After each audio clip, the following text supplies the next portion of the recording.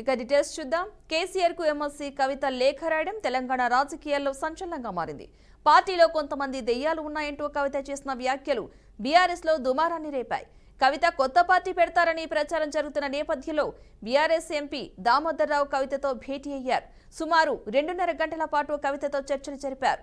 KCR ఆదేశాలతోనే MP Damodar Rao కవితతో భేటీ అయ్యారని సమాచారం.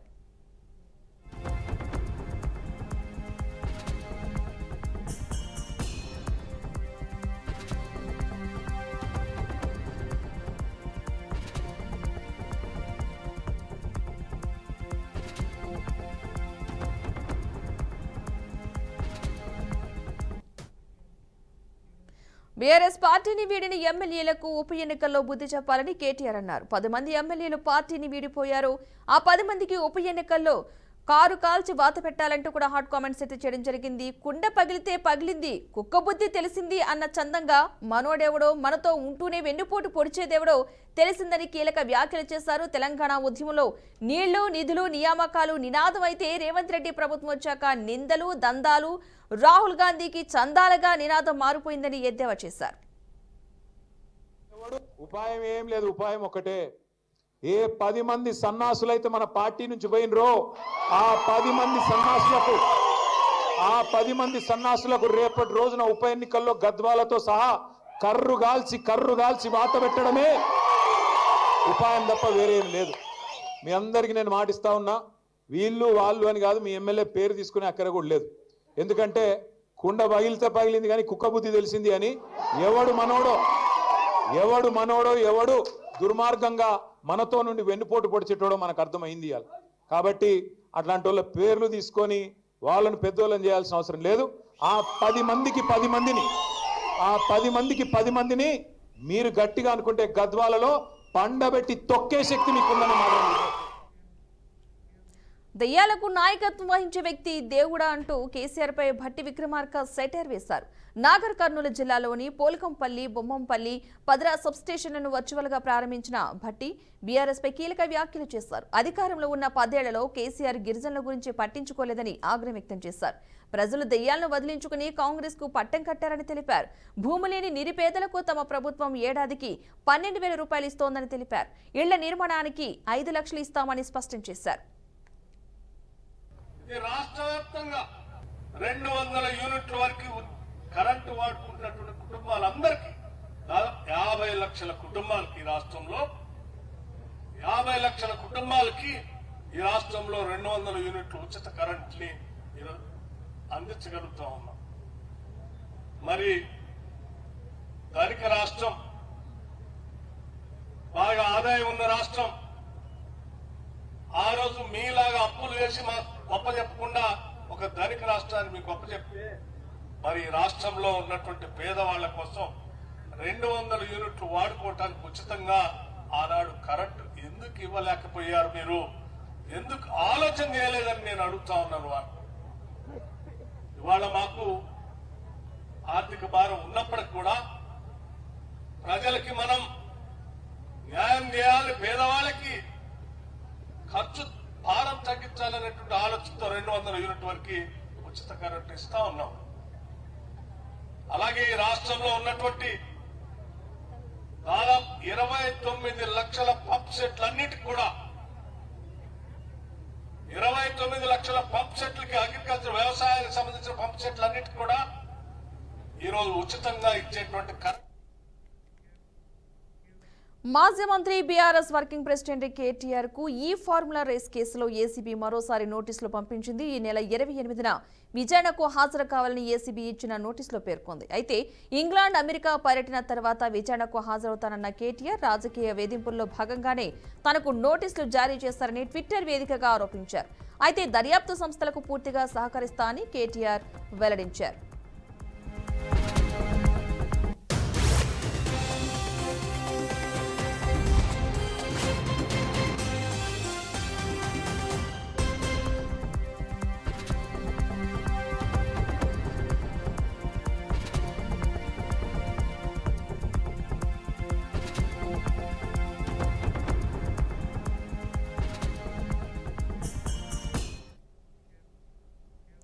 TPCC నూతన కార్యవర్గాన్ని రాబోయే 1-2 రోజుల్లో ప్రకటించనున్నట్లు టీపీసీసీ అధ్యక్షుడు మహేష్ కుమార్ గౌడ్ స్పష్టం చేశారు.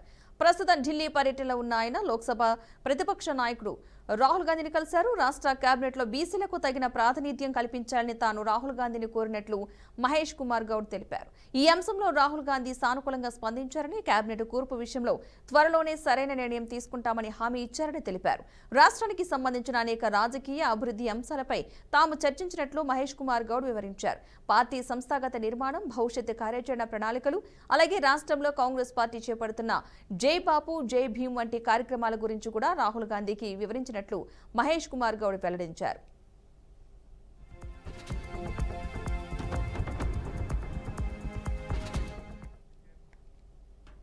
చెన్నైలో జరుగుతున్న వన్ నేషన్ వన్ ఎలక్షన్ సెమినార్లో AP deputy CM Pawan Kalyan పాల్గొన్నారు. వన్ నేషన్ వన్ ఎలక్షన్ దేశానికి అవసరమైన మార్పు అని అన్నారు. దేశాన్ని ముందుకు తీసుకువెళ్లే నాయకుడు పీఎం మోదీనే అని పవన్ కళ్యాణ్ తెలిపారు. భారత్కు ఉన్న సామర్థ్యం రీత్యా వన్ నేషన్ వన్ ఎలక్షన్ ఆచరణ సాధ్యమే అని స్పష్టం చేశారు. తమిళనాడు అసెంబ్లీ ఎన్నికల్లో బీజేపీ కూటమి గెలవబోతోందని జోస్యం చెప్పారు. ఎన్డీఏ కూటమి గెలుపు కోసం పనిచేయడానికి తాను ఇప్పుడు సిద్ధంగా ఉంటా అని పవన్ కళ్యాణ్ తెలిపారు. Opposing the one nation, one election should go and read Kalaignar Karunanidhi's argument in Nenjikku Neethi in favor of simultaneous elections. Karunanidhi avargale urged the centre to constitute a committee to restore simultaneous elections. That's what exactly is being done today. We are implementing. National leadership is implementing the vision of none other than Kalaignar Karunanidhi avargal. His dream, his thought, and it is strange and bizarre. We are trying to implement Ayya Muttavel Karunanidhi's proposal, and it is strange and bizarre. Ayya Muttavel Karunanidhi Stalin avargal opposing what his father has proposed. This is what we all should look into it. Every time, no matter in all these years, the last few decades, somewhere in the nation, elections keep on happening. We are losing focus, we are losing mandates, greatest wastage of expenditure, constantly big brickbat, constantly mudslinging from different political parties to each other. Somewhere we have to put an end to this. One election is over, suddenly one more election comes. And we are getting tired of just because of looking at it. The problem is about ఆంధ్రప్రదేశ్లోని కూటమి ప్రభుత్వంపై మాజీ మంత్రి YCP నాయకురాలు రోజా తీవ్రస్థాయిలో విమర్శలు గుప్పించారు. అధికారంలోకి వచ్చిన వెంటనే ప్రజలకు మేలు చేసే పథకాలను నిలిపివేశారని, రాష్ట్రంలో అప్పులు, అక్రమాలు, అరాచకాలు పెరిగిపోయాయని ఆమె ఆరోపించారు. ఎన్నికలకు ముందు ఎన్నో హామీలు గుప్పించి ఇప్పుడు వాటిని నెరవేర్చకుండా చేతులెత్తేశారని ప్రభుత్వంపై ఆమె మండిపడ్డారు. అధికారంలోకి రాకముందు అరచేతిలో వైకుంఠం చూపించాడు. అధికారంలోకి వచ్చిన తర్వాత ప్రజలకి, వైఎస్ఆర్సీపీ వాళ్ళకి నరకం చూపిస్తున్నారు. రెడ్ బుక్ రాజ్యాంగం అంటూ ఈ రోజు తప్పుడు కేసులతో ఏ విధంగా రాష్ట్రంలో వాళ్ళు చేసింది 3 అరాచకాలు, అప్పులు, అక్రమ కేసులు. ఇవి తప్ప వీళ్ళు ఇచ్చిన వాగ్దానాలు ఒకటైనా నెరవేర్చారని నేను వీళ్ళని అడుగుతున్నా. జగన్మోహన్ రెడ్డి గారు రాష్ట్ర అభివృద్ధి కోసం పరుగులు తీస్తే వీళ్ళు అమరావతిలో తమ రియల్ ఎస్టేట్ కోసం వీళ్ళు పరుగులు తీస్తున్నారు తప్ప ఈ రోజు ప్రజల కోసం ఏం చేయలేదు. జగన్మోహన్ రెడ్డి గారు 5 సంవత్సరాల్లో 3,33,000 కోట్ల రూపాయలు అప్పులు చేస్తే దానికి ప్రతి పైసా కూడా ప్రజలకి ఏం సంక్షేమం అందించారు, రాష్ట్రంలో ఏం అభివృద్ధి చేశారో స్పష్టంగా వైట్ పేపర్ లో ఉంది. కానీ సంవత్సరంలోనే దాదాపుగా 1,59,000 కోట్ల రూపాయలు అప్పు చేసిన చంద్రబాబు నాయుడు ఈ రోజు పెన్షన్ తప్ప, అది కూడా సగానికి సగం కోత పెట్టుకుంటూ పోయాడు. పెన్షన్ తప్ప 143 వాగ్దానాల్లో ఏమైనా నెరవేర్చారా? మరి అప్పు చేసిన సొమ్ము ఏమైందని నేను అడుగుతున్నాను. ఈ రోజు చంద్రబాబు నాయుడు ముఖ్యమంత్రి అయిన తర్వాత ఈ రాష్ట్రం మధ్యాంధ్రప్రదేశ్ గా మారిపోయింది, హత్యాంధ్రప్రదేశ్ గా మారిపోయింది, అప్పుల ఆంధ్రప్రదేశ్ గా మారిపోయింది, అరాచక ఆంధ్రప్రదేశ్ గా మారిపోయింది తప్ప ఎక్కడైనా సంక్షేమం కానీ అభివృద్ధి కానీ కళ్ళకి కనిపిస్తుందని నేను అడుగుతున్నా. ఈ రోజు వాళ్ళు చెప్పినది ఏది నెరవేర్చలేదు కాబట్టి ప్రజలు దాన్ని మాజీ మంత్రి కాకాని గోవర్ధన్ రెడ్డికి కోర్టు 14 రోజుల రిమాండ్ విధించింది. అక్రమ మైనింగ్ కేసులో నిందితుడిగా ఉన్న కాకాని కొన్నాళ్లుగా పోలీసుల నుంచి తప్పించుకుని తిరుగుతున్న కాకాని బెంగళూరులోని ఏపీ పోలీసులు అదుపులోకి తీసుకున్నారు. ఉదయం నెల్లూరుకి తీసుకువచ్చిన పోలీసులు వెంకటగిరి కోర్టులో హాజరుపరిచారు. కాకాని కేసును విచారించిన కోర్టు 14 రోజుల రిమాండ్ విధించింది. అక్రమ మైనింగ్ కేసులో A4గా ఉన్న కాకాని ముందస్తు బెయిల్ కోసం సుప్రీంకోర్టులో పిటిషన్ దాఖలు చేశారు. అయితే ముందస్తు బెయిల్ ఇచ్చేందుకు సుప్రీంకోర్టు నిరాకరించింది. ఈ క్రమంలో పలుమార్లు ఏపీ పోలీసులు నోటీసులు ఇచ్చిన విచారణకు గైర్హాజరయ్యారు.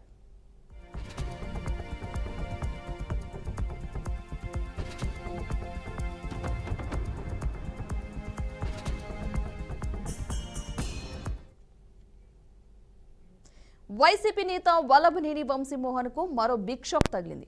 నకిలీ ఇళ్ల పట్టాల కేసులో తనపై నమోదైన కేసును కొట్టివేయాలని కోరుతూ ఏలూరు జిల్లా నూజివీడు కోర్టులో ఆయన పిటిషన్ దాఖలు చేశారు. ఈ మేరకు వంశీ పిటిషన్పై విచారణ చేపట్టిన న్యాయస్థానం పిటిషన్ కొట్టివేస్తున్నట్లుగా తీర్పును వెల్లడించింది. అయితే ఇదే కేసులో అరెస్టైన వంశీ ప్రస్తుతం విజయవాడ జైల్లో రిమాండ్ ఖైదీగా ఉన్నారు.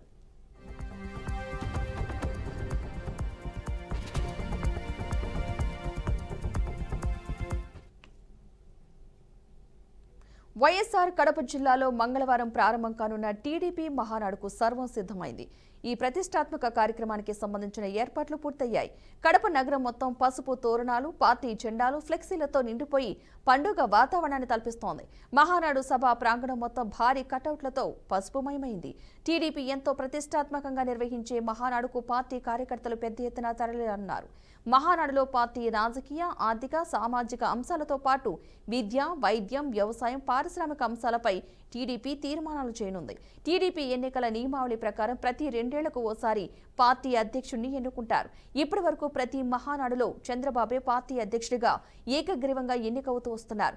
ఇప్పుడు ఆయన కుమారుడు లోకేష్ ను పార్టీ వర్కింగ్ ప్రెసిడెంట్ గా ఎన్నుకోవాలని పార్టీ నుండి డిమాండ్లు వస్తున్న నేపథ్యంలో పార్టీ అధినేత ఎలాంటి నిర్ణయం తీసుకుంటారోనని తెలుగు తమ్ముళ్లు ఎదురుచూస్తున్నారు.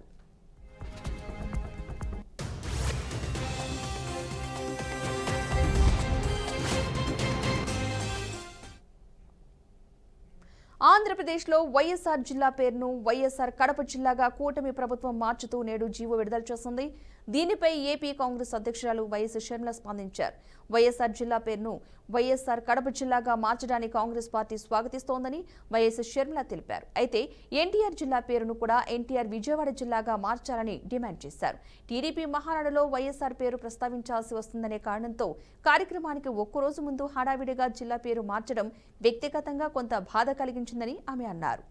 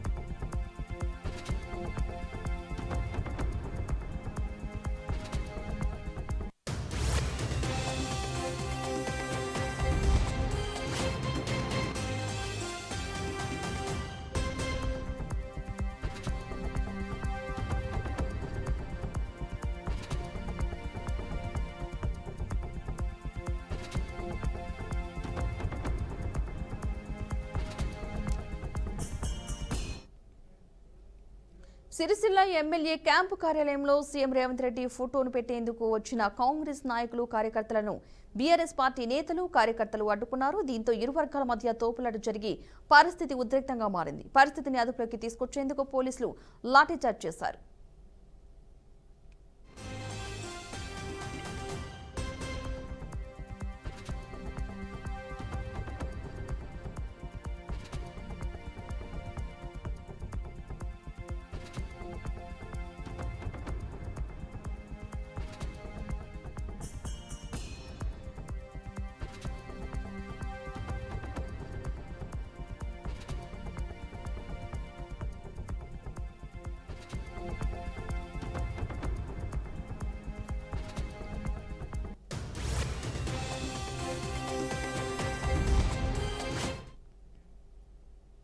కోనసీమ జిల్లా ముమ్మడివరం దగ్గర విషాద ఘటన చోటు చేసుకుంది. గోదావరిలోకి స్నానానికి వెళ్లి గోదావరిలో 8 మంది యువకులు గల్లంతయ్యారు. గోదావరిలో గల్లంతైన వారి కోసం పోలీసులు స్థానికులు గాలిస్తున్నారు. యువకులు కాకినాడ, రామచంద్రపురం, మండపేటకు చెందిన వారుగా గుర్తించారు. గల్లంతైన వారు క్రాంతి, సాయి, మహేష్, సతీష్, మహేష్, రాజేష్, రోహిత్ గా గుర్తించారు. యువకులు గల్లంతవడంతో కుటుంబ సభ్యులు వెలిపిస్తున్నారు. ఈ ఘటనపై డిప్యూటీ సీఎం పవన్ కళ్యాణ్ దిగ్భ్రాంతి వ్యక్తం చేశారు. 8 మంది గల్లంతు కావడం నిజంగా బాధాకరమని పేర్కొన్నారు. జిల్లా కలెక్టర్ నుంచి వివరాలు అడిగి తెలుసుకున్నారు. గాలింపు చర్యలు వేగవంతం చేయాలని అధికారులను పవన్ ఆదేశించారు.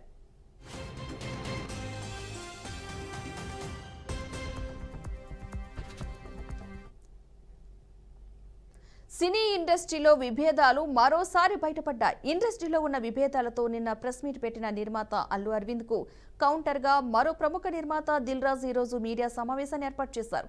అయితే ఈ సందర్భంగా దిల్ రాజు మాట్లాడుతూ సినీ ఇండస్ట్రీ పెద్దలపై అసహనం వ్యక్తం చేశారు. ఇండస్ట్రీలో కొందరు నీచంగా ప్రవర్తిస్తున్నారని ఆవేదన వ్యక్తం చేశారు. అయితే నిన్న ప్రెస్ మీట్ పెట్టిన అల్లు అరవింద్ ను కార్నర్ చేస్తూ నిన్న అరవింద్ ప్రెస్ పెట్టారు. ఈ రోజు నేను పెట్టాను, అందరం కలిసి కదా ప్రెస్ పెట్టాల్సిందని అసహనం వ్యక్తం చేశారు దిల్ రాజు.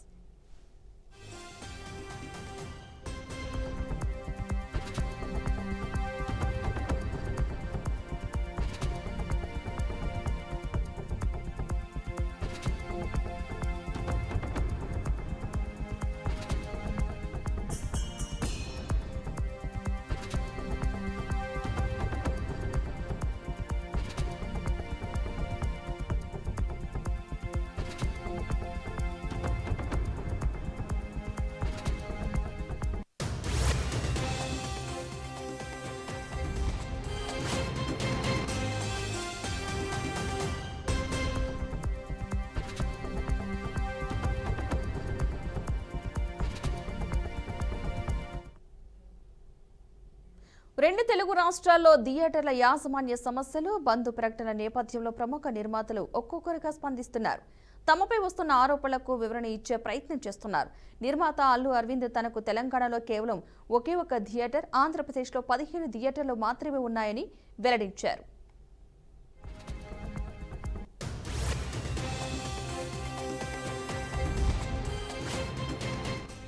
తాజాగా మరో అగ్ర నిర్మాత దిల్ రాజు కూడా మీడియా ముందుకు వచ్చి తన వంతు వివరణ ఇచ్చారు. అయితే ఇదే సమయంలో మరో ప్రముఖ నిర్మాత బండ్ల గణేష్ చేసిన ట్వీట్ ఇప్పుడు తీవ్ర చర్చనీయాంశంగా మారింది. ఆస్కార్ నటులు కమల్ హాసన్లు ఎక్కువైపోయారు, వీళ్ల నటన చూడలేకపోతున్నాం అంటూ బండ్ల గణేష్ తన ఎక్స్ ఖాతాలో పోస్ట్ చేశారు. ఆయన ఈ వ్యాఖ్యలు ఎవరిని ఉద్దేశించి చేశారు అనే దానిపై స్పష్టత లేనప్పటికీ దిల్ రాజు ప్రెస్ మీట్ జరుగుతున్న తరుణంలో ఈ ట్వీట్ రావడం ప్రాధాన్యతను సంతరించుకుంది. దీంతో నెటిజన్లు పలు రకాలుగా స్పందిస్తున్నారు. రేవంత్ రెడ్డి గారి నేతృత్వంలో కాంగ్రెస్ పార్టీ, కాంగ్రెస్ మంత్రులందరూ అద్భుతంగా ప్రగతి పదం వైపు దూసుకుపోతూ తెలంగాణ రాష్ట్రాన్ని పేరుని, ఖ్యాతిని, వాణిని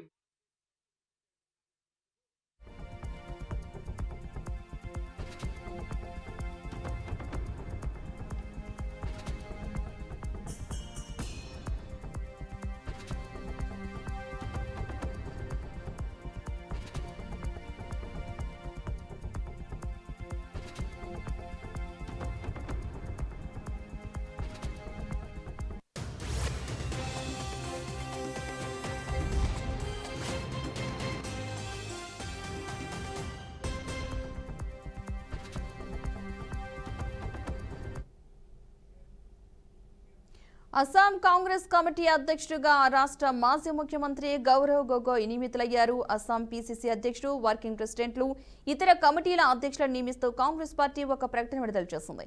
కాంగ్రెస్ పార్టీ జాతీయ ప్రధాన కార్యదర్శి కేసీ వేణుగోపాల్ పేరుతో ప్రకటన విడుదలైంది.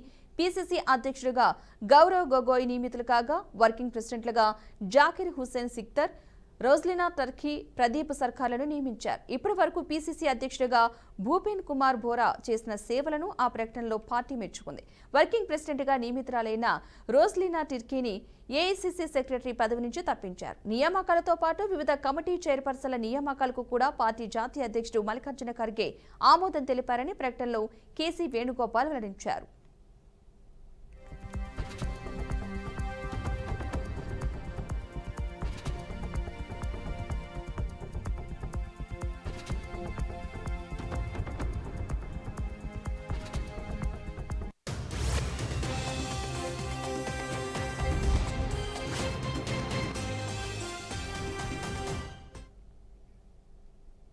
ఆర్జేడీ అధినేత లాలూ ప్రసాద్ యాదవ్ పెద్ద కుమారుడు తేజ్ ప్రతాప్ యాదవ్ వివాదంపై ఆయన మాజీ భార్య ఐశ్వర్యరాయ్ స్పందించారు.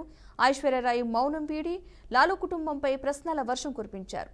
లాలూ ప్రసాద్ యాదవ్ కుటుంబానికి అసలు విషయం ముందే తెలిసినప్పుడు తనతో ఎందుకు పెళ్లి జరిపించారు అంటూ నిలదీశారు. తన జీవితాన్ని ఎందుకు నాశనం చేశారంటూ ఆవేదన వ్యక్తం చేశారు. లాలూ ప్రసాద్ యాదవ్ తన కుమారుడిని పార్టీ నుంచి, కుటుంబం నుంచి బహిష్కరించడాన్ని ఆమె ఒక నాటకంగా అభివర్ణించారు.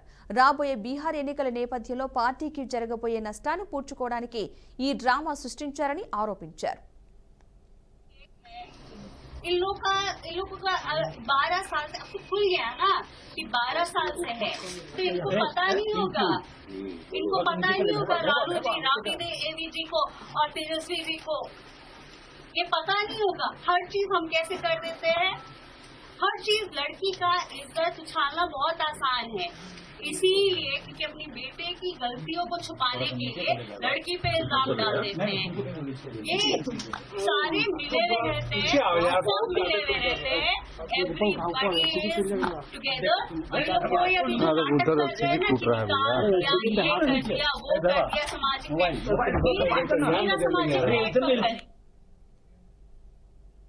దేశంలో మరోసారి కరోనా వైరస్ కలకలం సృష్టిస్తోంది. దేశవ్యాప్తంగా పలు రాష్ట్రాల్లో కొత్త కేసులు నమోదవుతున్నాయి. ఢిల్లీలో ప్రస్తుతం 104 మంది వైరస్ తో బాధపడుతున్నారు.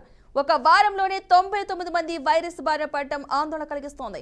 కేరళలో కేసుల సంఖ్య 400 దాటింది. దేశవ్యాప్తంగా క్రియాశీల కేసుల సంఖ్య 1009 కేసులు ఉన్నాయని అధికారులు తెలిపారు. వారం వ్యవధిలో 750 మందికి కొత్తగా కరోనా సోకిందని ఈ రోజు ఆరోగ్య మంత్రిత్వ శాఖ వెల్లడించింది.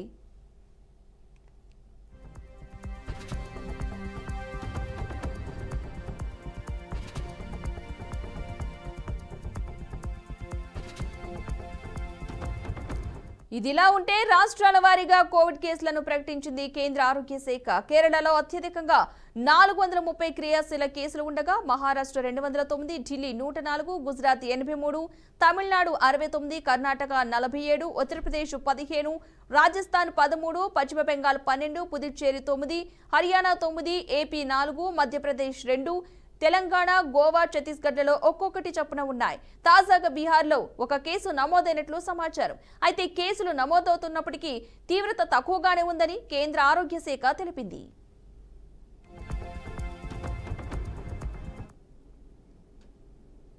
బంగాళాఖాతంలో ఏర్పడిన అల్పపీడన ప్రభావంతో తెలుగు రాష్ట్రాల్లో కొద్ది రోజులుగా భారీ వర్షాలు కురుస్తున్నాయి. సాయంత్రం హైదరాబాద్లోని పలు ప్రాంతాల్లో భారీ వర్షం మొదలవడంతో వాహనదారులు ఇబ్బంది పడ్డారు. నగరంలోని కేపీహెచ్బీ, జూబ్లీహిల్స్, కృష్ణానగర్, బంజారాహిల్స్, కూకట్పల్లి, యూసఫ్గూడ, అమీర్పేట్, పంజాగుట్ట, లింగంపల్లి, గచ్చిబౌలి, మాదాపూర్ పలు ప్రాంతాల్లో భారీ వర్షం కురుస్తోంది.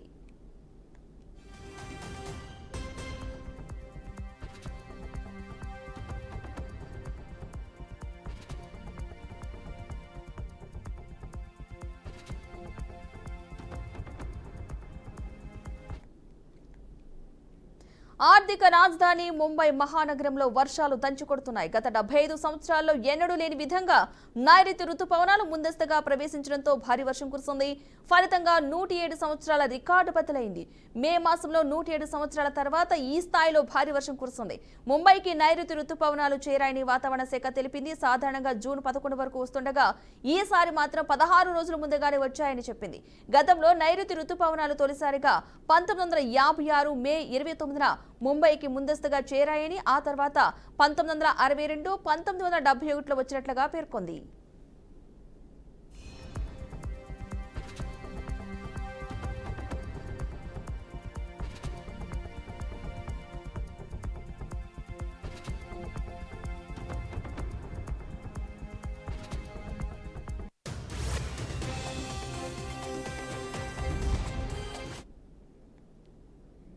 బెంగళూరులో రేవ్ పార్టీపై పోలీసులు దాడి చేశారు.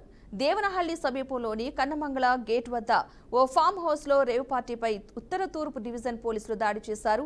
రేవ్ పార్టీలో పాల్గొన్న 31 మందిని, వారిలో 7 మహిళలని అదుపులోకి తీసుకున్నారు. రేవ్ పార్టీలో కొకేన్, హషిఫ్, హైడ్రో గంజాయి వంటి మాదక ద్రవ్యాలు స్వాధీనం చేసుకున్నారు. ఐటీ ఉద్యోగులైన నిందితులపై ఎన్డీపీఎస్ చట్టం కింద కేసు నమోదైంది.